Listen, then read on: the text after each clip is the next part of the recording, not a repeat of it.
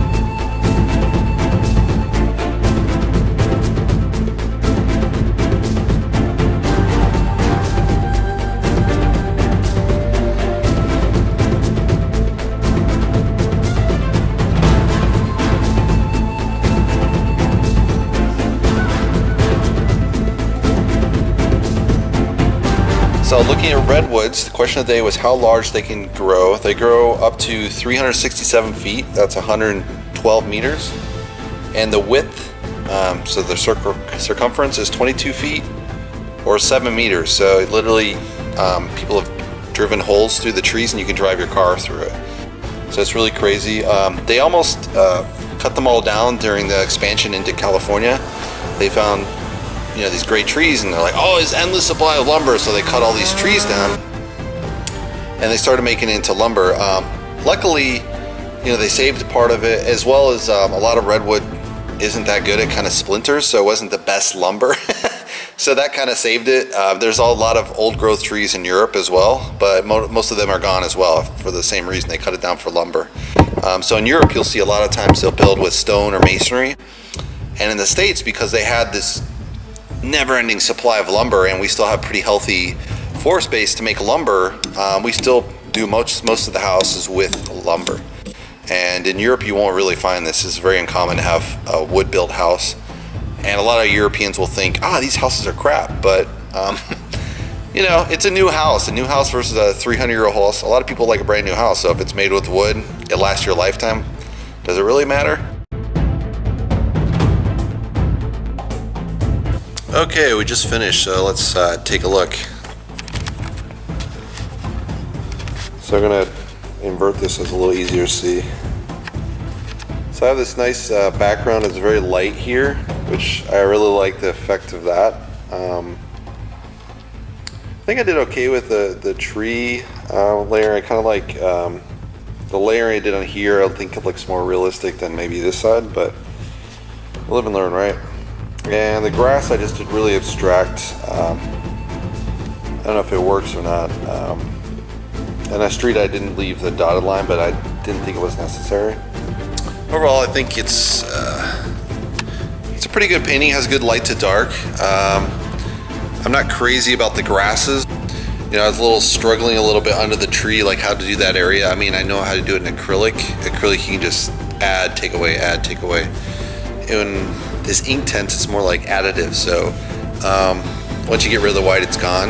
You can use acrylic and get it back. So a lot of artists do that. Then it's really mixed media. It's not really the Inktense, but so far I've just done this kind of the purist style. Yeah, I kind of like this composition. Not super crazy about it, but hopefully you guys like it, right? Anyway, if you like it, give me a thumbs up. If you want to subscribe, you can subscribe below. And hope to see you guys next time. Thanks, guys.